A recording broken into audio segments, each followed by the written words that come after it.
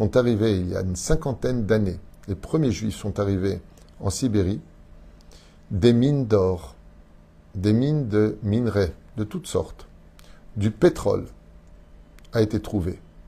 Comme si que la galoute attendait certains juifs pour dévoiler ses richesses.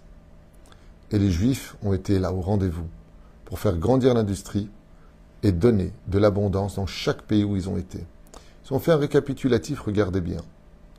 Première puissance à l'époque où les Juifs sont nés en Égypte, c'était l'Égypte. Les Juifs ont quitté l'Égypte s'est effondrée. Et on peut faire ça pour tous les pays, ça prendrait trop de temps. Faites-le pour l'Allemagne. Faites-le pour l'Espagne. Isabelle la catholique, Ferdinand, roi d'Espagne. Expulsion des Juifs. Après, malheureusement, cette terrible époque de souffrance, les Juifs vont quitter. Je crois que c'est en 1494 ou 92, je ne me rappelle plus. Oui, je crois que c'est en 94, 1494, il me semble en tout cas, peu importe.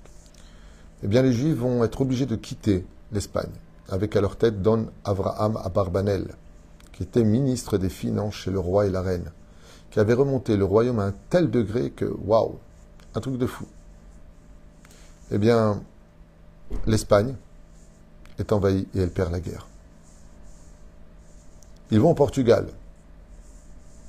8 ans plus tard, le roi du Portugal expulse les Juifs. Dans cette même année, tout s'effondre.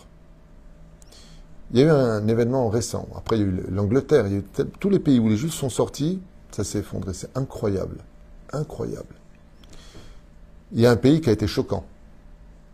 Il a été choquant pour moi particulièrement, puisque j'étais déjà grand quand c'est arrivé, avec Gorbatchev, la Russie, pays très puissant.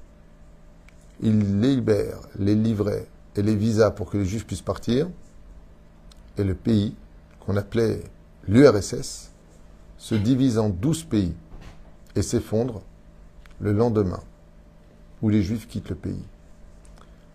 Car les Juifs sont source de bénédiction, et c'est un mérite pour chaque pays de pouvoir les accueillir. Tout le monde le sait,